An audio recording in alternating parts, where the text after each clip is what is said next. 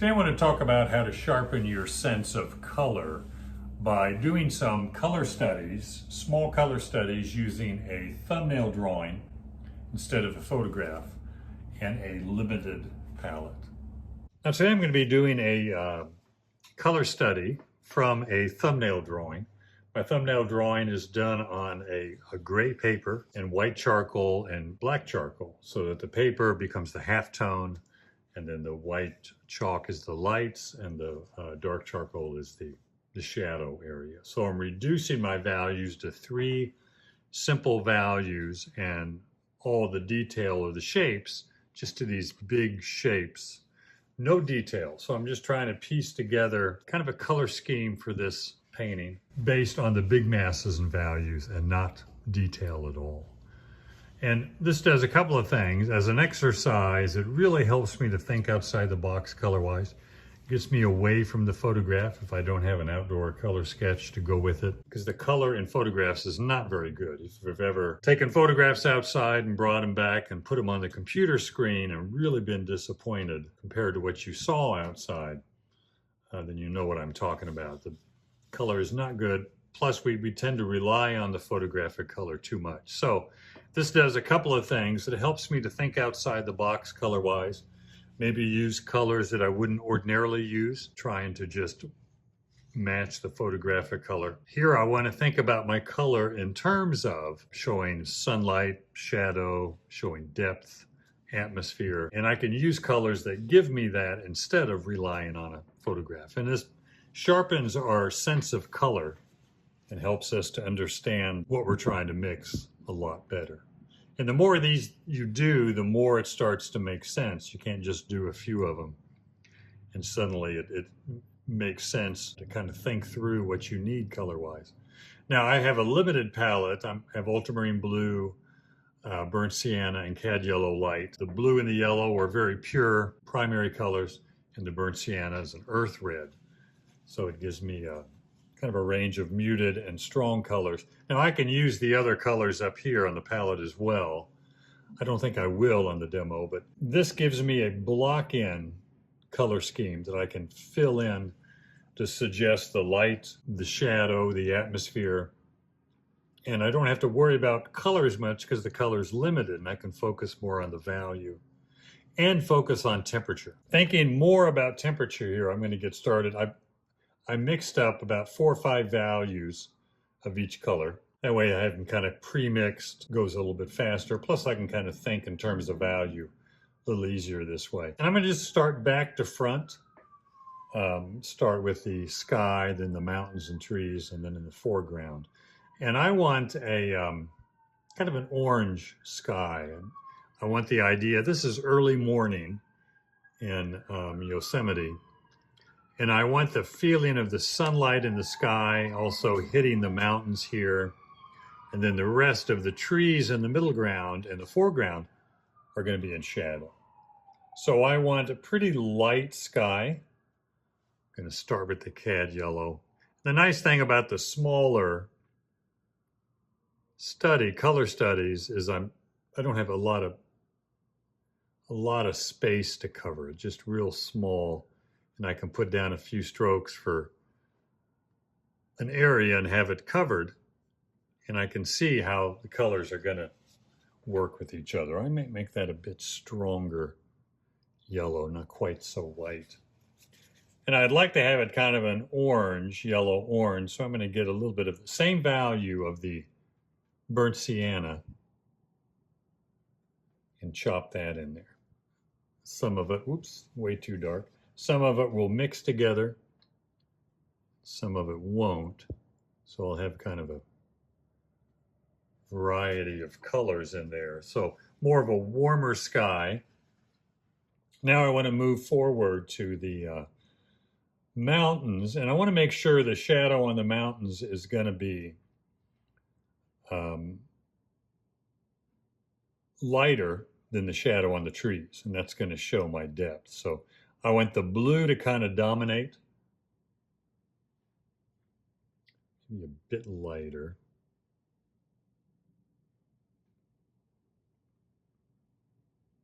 And these are small, so I don't have to worry about thin paint as much. I can lay things in fairly thick. So blue with a little bit of burnt sienna, not much. I don't want it very gray. I just want to knock down the blue, distant blue mountains. And I'm pushing the temperature as well. So pushing the shadows a lot cooler. Then I want to go with more of an orange for the sunlit areas. Very light. Shadow on the distant hills are going to be more on the bluish side, just a slightly muted blue. Because the further away shadows get, just the bluer they become.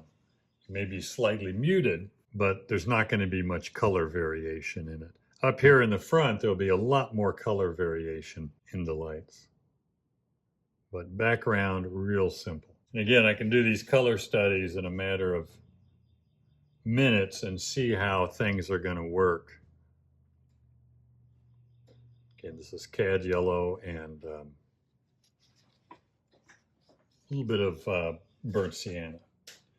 And having the palette really limited like this makes your color choices pretty easy because you only have 3. So if I mix 2 together, I know the third one is going to be the complement. If I mix the blue and the red, then the yellow is going to be the complement. If I mix the yellow and the red, then the blue is going to be the complement.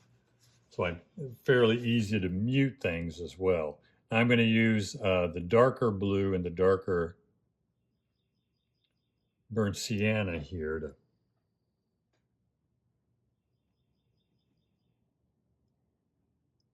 a little bit of cad yellow.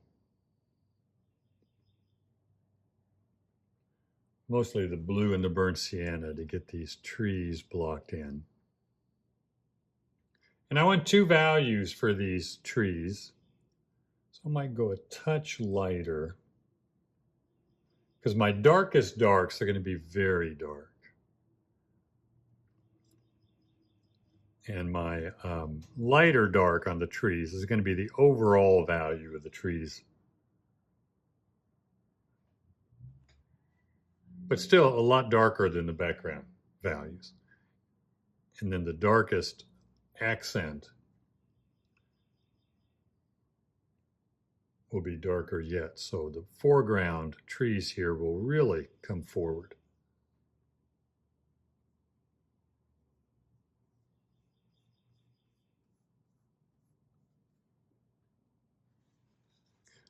Now, the burnt sienna provides more of a muted color to that green. Whereas if I didn't have burnt sienna, but had maybe a cad red or I have a permanent red rose or alizarin crimson, it would be a stronger green. But the burnt sienna, without much work, mutes everything fairly easily. So I'm going to do this side over here. The background trees have to be lighter to show some depth. Yeah, I'm not as worried about color here because my color choices are pretty low. I'm thinking more about value and temperature. Trying to keep that dark.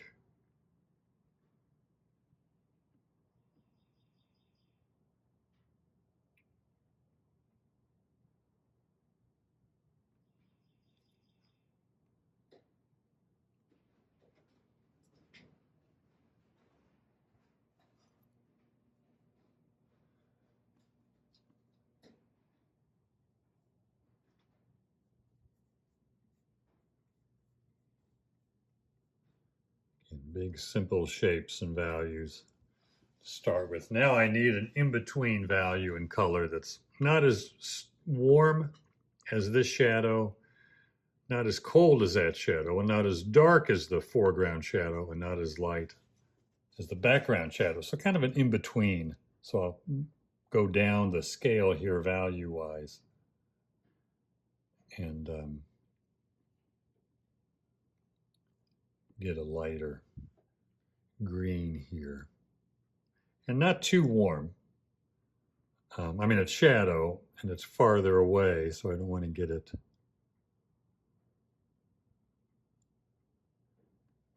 too warm either, but I have to show the depth, the atmosphere there of the air between these two. And I think I don't quite have it dark enough.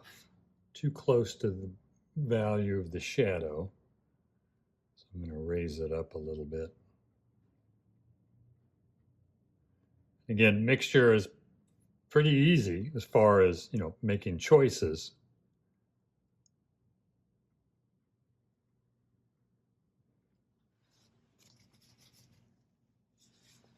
Now I'm going to get a little darker. I would put some accents in here, the accents back in here. Just a darker blue. I'm putting it into a lighter value, so it's going to get lighter.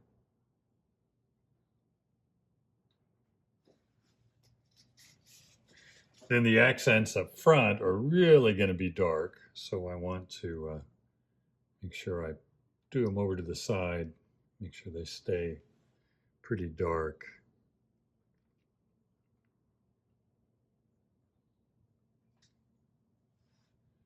And this value contrast between background shadows and foreground shadows are going to be really suggest the depth.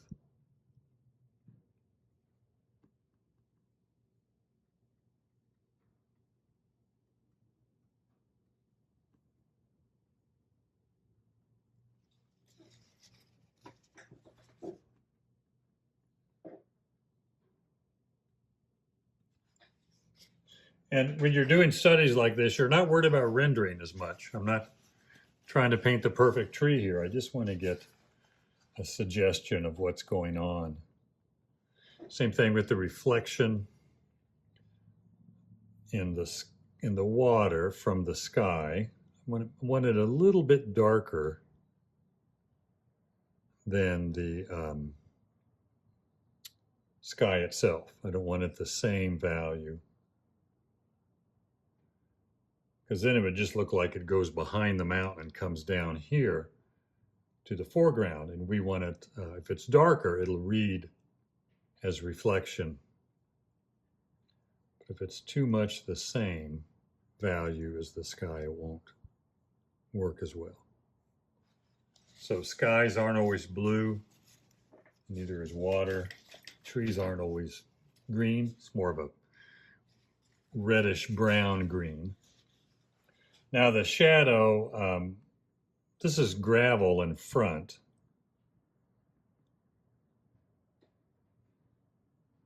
Very light, so more on the blue side, a little bit of burnt sienna, kind of a gravelly beach, but it won't be as blue as the shadow back in there, so I'll add a bit more burnt sienna to it.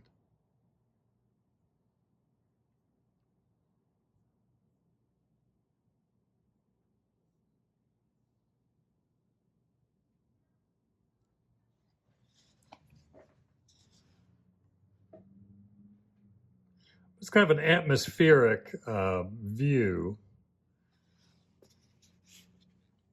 With this much depth, early morning light, the shadows really sinking back into the background, blue and really light and getting really dark, because everything's in shadow up here. The sunlight is just hitting the mountains and the sky, warming up the atmosphere in the sky. Now I can get a little bit of a darker red-orange. There were some fall. Again, I don't want it light as the sunlight in the background. And still, it didn't sink in as shadow, so I need to. But it's more of a burnt sienna and yellow here. For some of it was fall. And again, the key is to make sure when I'm doing smaller shapes that these smaller shapes stay within the value that I'm putting them. Because I don't want them to get too light like they're in the sunlight, because they are in the shadow.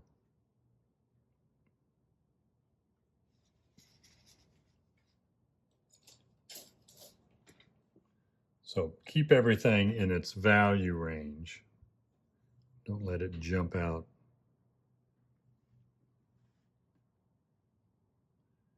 My smaller brush here is to get it pretty.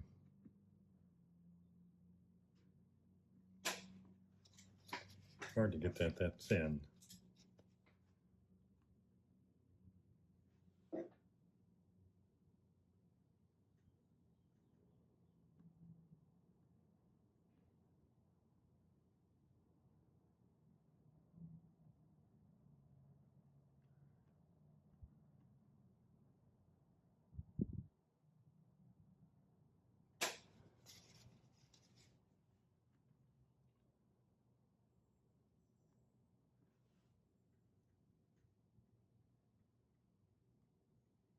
And, you know, again, I don't have the photograph here to look at color-wise, so I'm just coming up with a different color than the aspens over here.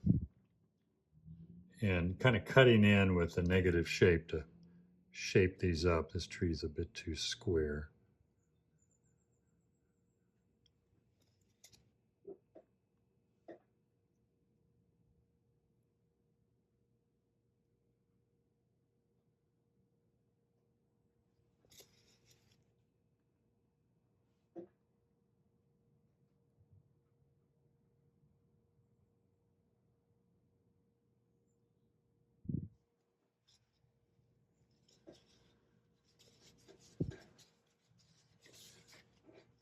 That's a pretty solid block in. One last thing, I'm going to put a log here.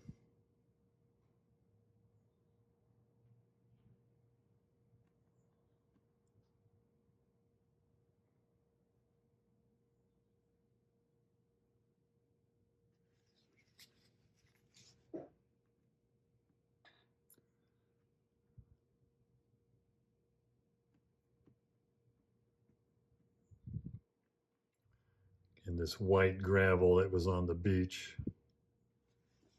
It's blue and burnt sienna. I don't want to get into detail, but I can suggest the texture of the ground there with a little bit of dark and light broken values there.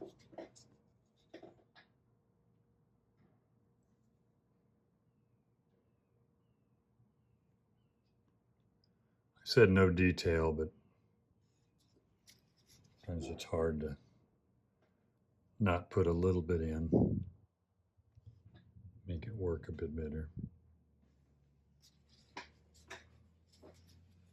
And that'll do it. I have, again, the suggestion of light in the background. Didn't do too much to the trees, 2 simple values, some different color for smaller shrubbery. But just focusing on more color temperature, more value, big simple shapes, and have a limited palette, and then work from a thumbnail, you really kind of stretch your mind as far as what you can do color-wise. Well, I hope that was helpful. And if it was, please push the like button and subscribe. And if you want to see more on developing your own color sense, watch this next video.